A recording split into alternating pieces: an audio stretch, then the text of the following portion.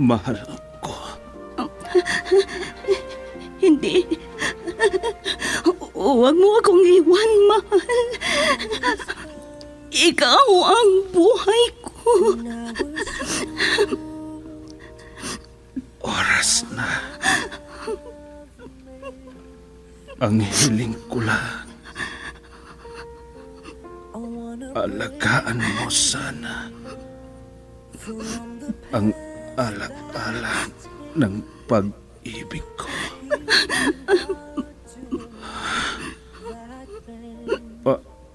Paalam, mahal ko. Hindi. Hindi ka mamamatay. Hindi.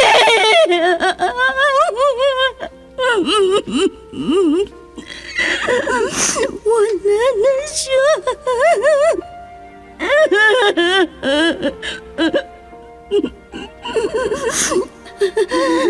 Baunin mo ang walang hanggang pag-ibig ko. Saan ka man naroroon, mahal ko.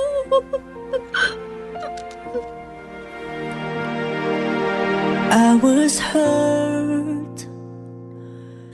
Recuerdos de la Vida.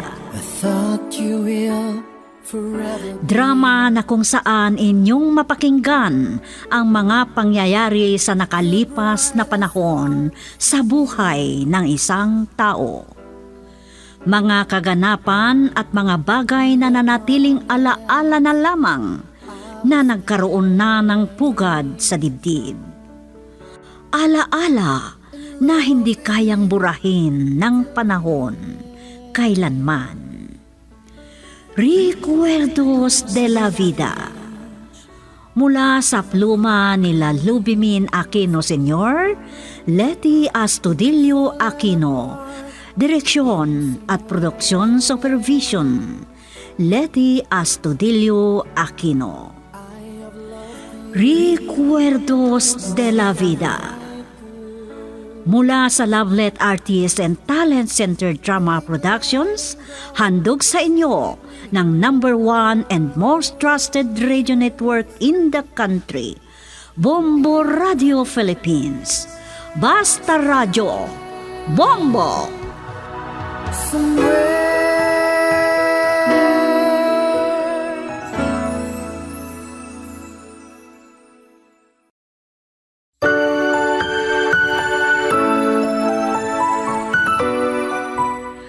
Magandang araw sa inyong lahat, mga masugid naming tagapakinig. Nandito naman tayo para magbigay aliw sa inyo dito sa ating dramang Recuerdos de la Vida. Sa pagkakataong ito, isa na namang tagapakinig ang sumulat sa atin at gusto niyang maisadula rin ang kanyang recuerdo. Dito sa ating dulang Recuerdos de la Vida. Ang sumulat sa atin ay gusto magtago sa pangalang Marina. At ganito ang sulat ni Marina.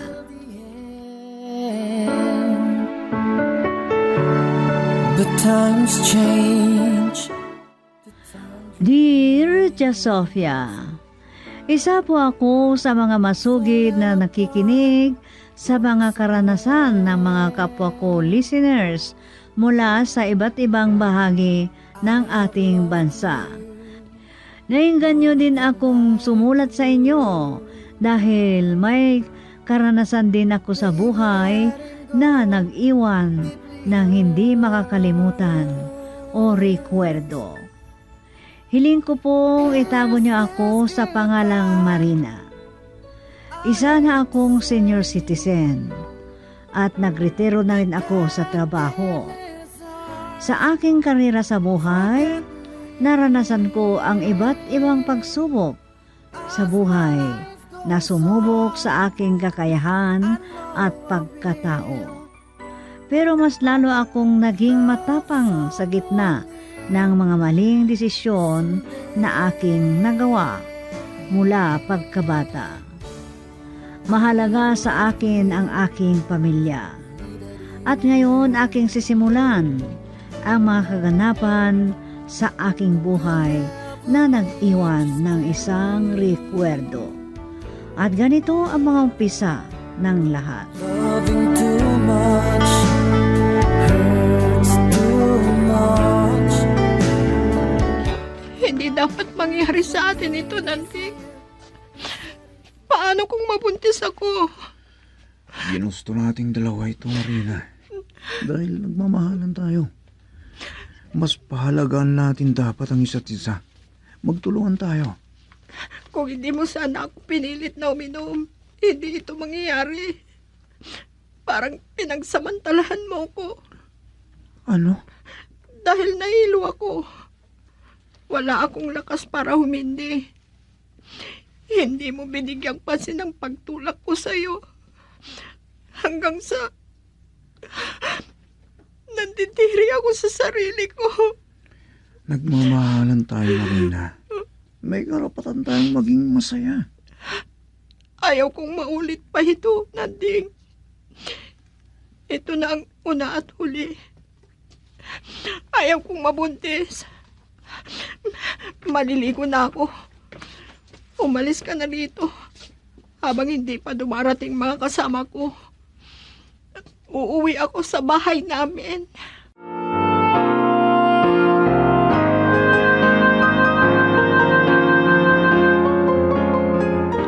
Hindi sana dapat nangyari ito. Nagibang relasyon ako kay Nanding. Dahil gusto kong maranasan. Magalitin si Tay.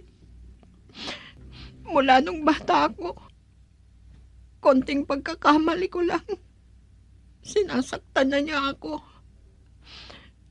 Kahit ngayon, nadalaga na ako. Kaya nagre-rebelde ako. Napabarkada ako habang nag-aaral ako sa kolehiyo. Pero, ginawa ko ang aking makakaya para hindi ko mapabayaan ang aking pag-aaral.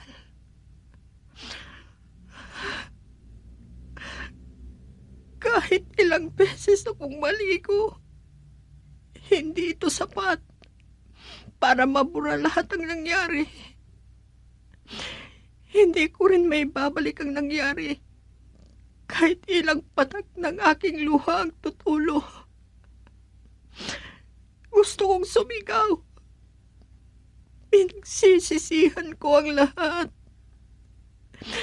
Hindi dapat ito nangyari. At pakiramdam ko, wala akong pinagkaiba sa isang papel na napunit. Paano ng pagkatao ko?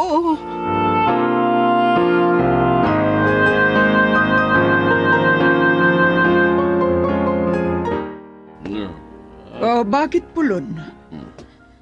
Bakit hindi ka mapakali, ha? Lasing ka kasi. O baka may kinaaway ka dyan sa labas. Ang anak mo ang kinagagalit ko. Gabi na. Nakasilong na ang mga manok sa ilalim ng mangga. Pero wala pa rin si Marina. Baka may ginawa sila sa kanilang paaralan at bukas makakauwi. Lagi kong pinagsasabihan ng anak mo na kailangang umuwi tuwing weekend. Pwede naman siyang umuwi araw-araw, di ba? Ay, mapapagod siya. Maagang magigising kahit napuyatan siya sa paggawa ng kanyang assignment. Di bale at magtatapos na siya ngayong taon. Baka naman may nobya ng ang anak mong yan. Ha? Hindi ko alam, Pulon. Ikaw ang laging umuusisa sa kanya. Lagi mong tinitingnan kung ano ang laman ng kanyang bag. Siyempre, gusto kong makapagtapos siya ng pag-aaral. Masunurin ang anak mo, hindi pa nga siya lumalabas. At wala ka ding pinapayagang pwedeng bumisita sa kanya dito sa bahay.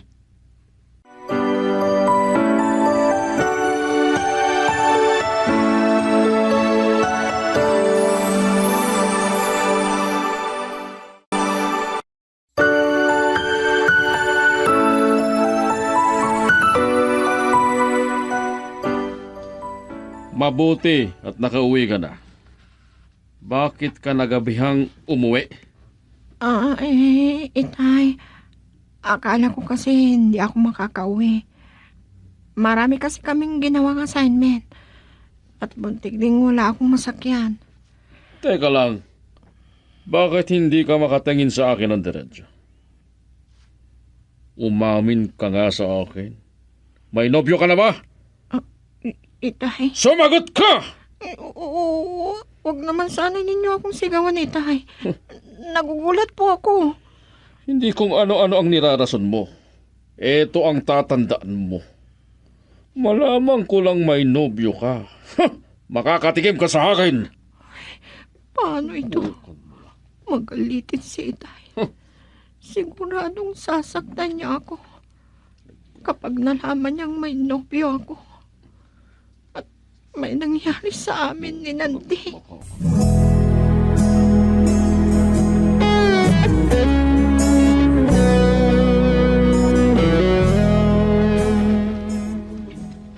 Pagpasensyahan mo na ang tatay mo. Alam kong dahil sa pagkagalitin ng tatay mo ang rason kung bakit ginusto mong hindi umuwi araw-araw. Kahit kaya mo namang makauwi. Talagang nahihirapan akong umuwi tuwing hapon, Inay. At naiingit ako sa mga kasama ko.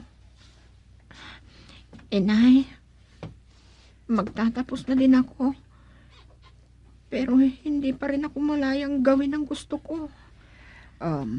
Anak, tanungin nga kita. At huwag ka sanang magsisinungaling sa akin. May nobyo ka ba, ha? Inay, Nakita ko kasi ang pag-uusap niyo ng tatay mo, ni hindi ka man lang makatingin sa kanya.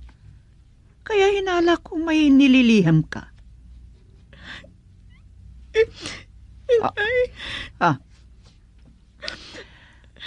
Ina mo ako at naintindihan kita. O at bakit ka umiiyak? patawarin ninyo ako, Inay. May nobyo na po ako. Ay, sabi ko na nga ba, Marina, hindi kita masisisi. Pero huwag kang padalos-dalos. At mahalaga ang dangal mo bilang isang babae. Please, Inay. Hindi dapat malaman ito ni Itay. Kung malalaman niya, pati ako madadamay. Lagi akong sinasaktan ng tatay mo simula nung bata ka pa. Magalitin siya kapag nalalasing. Kahit kunting pagkakamali, magagalit talaga siya. Patawarin ninyo ako, Inay. Uh, Dahil sa pagiging masama ni Itay, nag-rebelde ako.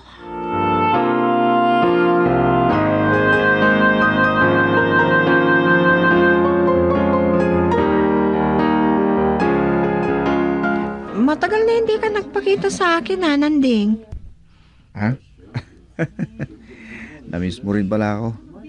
Nagbakasyon ako sa in-laws ko sa Bulacan. May tatanungin ako sa'yo. Wala ka na bang planong ipagpatuloy ang pag-aaral mo? Ala, hindi ko mailagay sa ulo ang pag-aaral. Huwag nating pag-usapan yan. Baka pwede umuwi tayo sa bahay nyo sa darating na Sabado. Hindi pwede. Magagalit si Itay. Palagi kitang pinagmamalaki sa aking pamilya. Alam mo, gusto ko nilang makilala. Alam ko kung anong iniisip mo. Kung pupunta ako sa bahay ninyo, ibig sabihin nun, hindi. Ayaw ko nang maulit ang nangyari sa atin. Natatakot ako. Ayaw kong mabuntis. Kung hindi mo gusto matulog sa kwarto ko, makitulog ka sa kapatid kong babae. Hindi ko alam kung anong mangyayari. Huwag mo sana akong pilitin. Ano ka ba naman? Magiging mag-asawa din tayo, Marina. Kung mag-asawa na tayo. Pero ngayon, hindi pa pwede. Kung talagang mahal mo ako, ipagpatuloy mo ang iyong pag-aaral.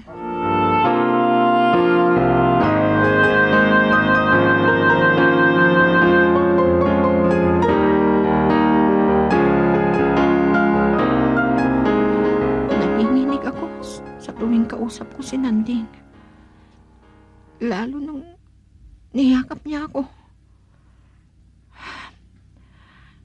May phobia na ako sa nangyari sa amin. Bakit kaya nangihina ako? Hindi pa ako dinatnan. Ibig sabihin ba nito? Hindi. Hindi maaari. Hindi ako pwedeng mabuntis. Baka mapatay ako ni Itay.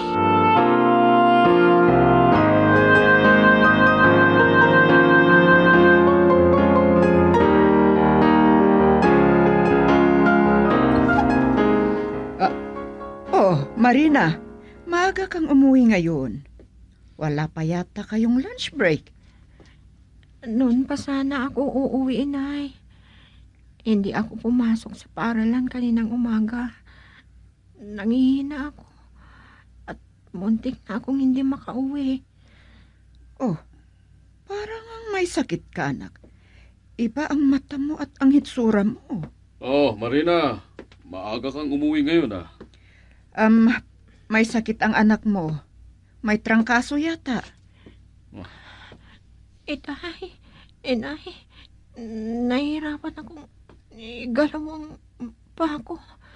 Hindi ko kayang maglakad. Ay, tulungan mo. Tulungan mo ang anak mo, Pulon. Baka mahilo na siya. Ay, mas mabuti pa itakbo na natin sa ospital. Bakit hindi naisip ng anak mong pumunta sa doktor? Ay, hindi Ba naman naman yan, oh? masakit ang ulo niya. Ay, sige na, Pulon. Nangihina lang ako, Inay, Itay.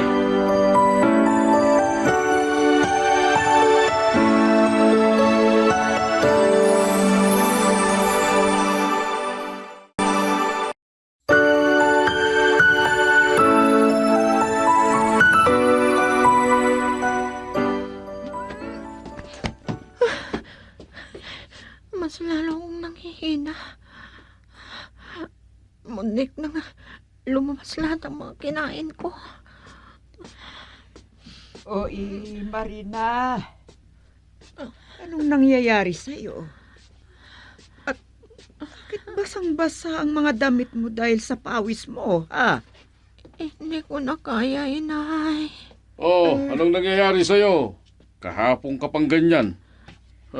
Ay, tulungan mo ako. Kailangan nating ipadoktor ang anak natin. Teka nga lang. Marina, umamin ka sa akin. Buntis ka ba?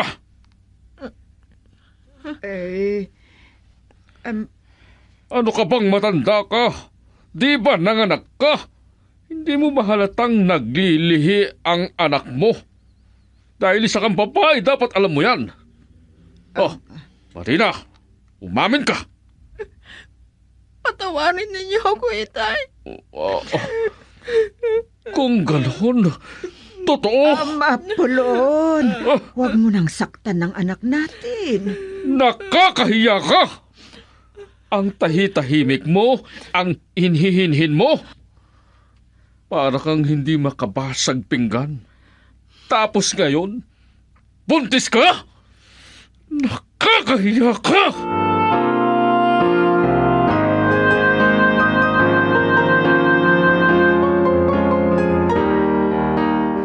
Mabuti at nagpakita ka. Ikaw na lalaki. Matanong ko nga. Nag-aaral ang anak ko. Pero pinagsamantalahan mo. Hindi ko pinagsamantalahan si Marina. Ginusto naming dalawa ang nangyari sa amin. Sumasagot ka pa? Loko-loko ka talaga. Kung hindi ako makapagpigil, masusuntok talaga kita. Ay, wag po, wag po. Huwag mong pairalin ang galit mo, Pulon. Ang mabuti pa, pag-usapan natin ang nangyayari kina Nanding at Marina. Di balit 1 taon lang ang natitira sa pag-aaral ni Marina sa kolehiyo. Matanong ko nga. Anong natapos mo? Ikaw na lalaki.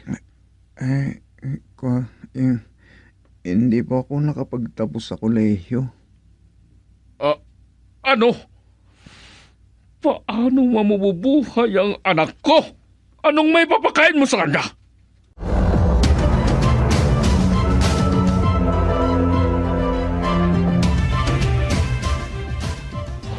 Ay, mabuti at nakauwi ako bago lumakas ang ulan.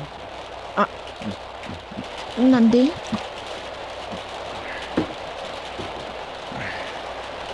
Bakit ka ganyan nakatingin sa akin? Kaninang umaga lang umahambon. Ang lamig ng panahon.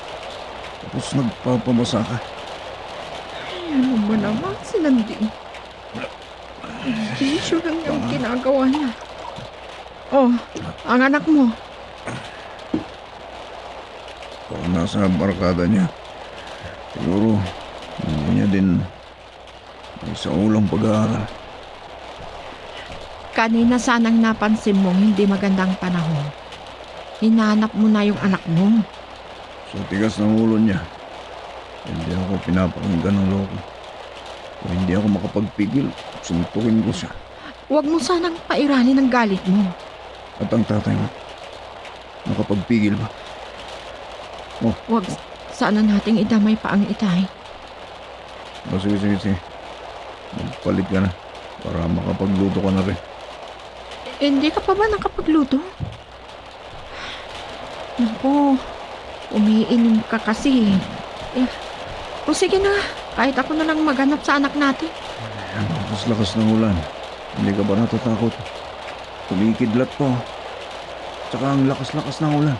Huwag ka munang lalabas.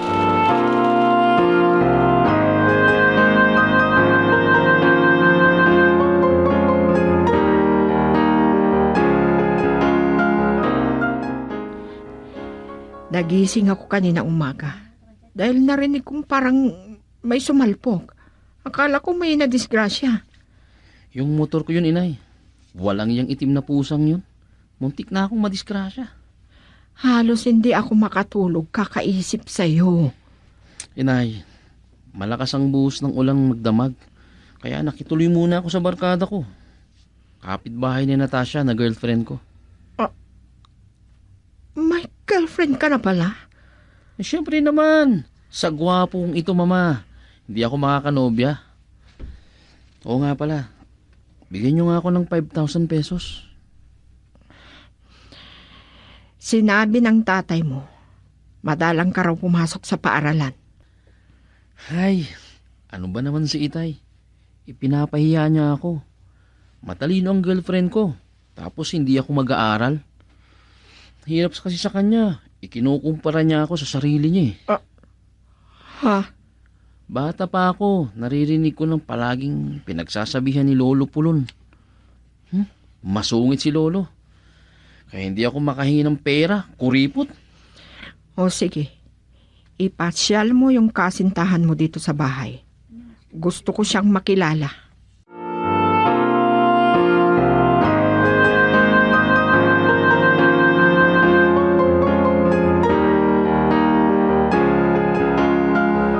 Matagal nang hindi nagpapakita si Bong dito sa bahay.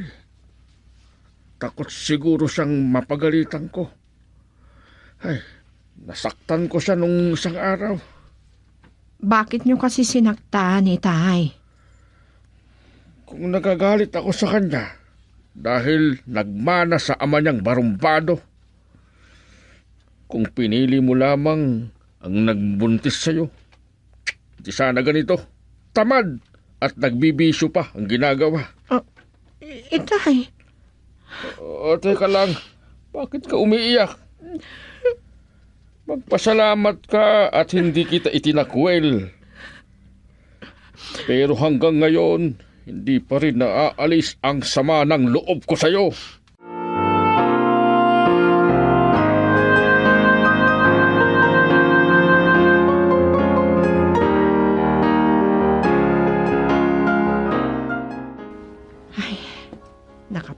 naglinis na din ako dito sa bahay. Nakapaghugas na rin ako ng mga pinggan. At naayos ko ng mga kalat dito sa bahay. Saan kaya nagpunta si Nanting? Ay! Anong tinitingin nyo? Ah, Gusto nyo masaktan, ha? Subong yun ah. Nakakahiya. Naku. Hindi na sana ako sumama sa'yo. Mabait ko nga, ma! Buksan nyo ang Sibong. pintuan! Buksan ko yung pinto.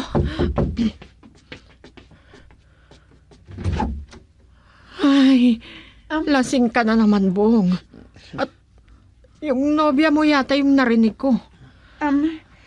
Magandang hapon sa inyo, Nana. Ha? Ma, si Natasha, girlfriend ko. Natasha, ang inay. Maganda. Minsan, hindi niya binibigay ang gusto ko. Sabi ni Lolo, tanga daw siya.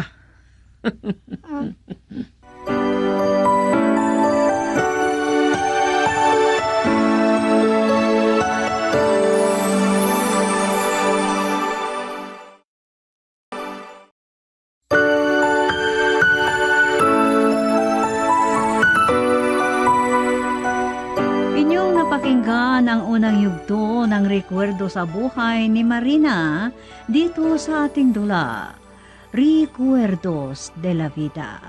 Mula sa Lovelet Artists and Talent Center Drama Productions at inihahandog naman sa inyo ng number 1 and most trusted source of news and information, Bombo Radio Philippines.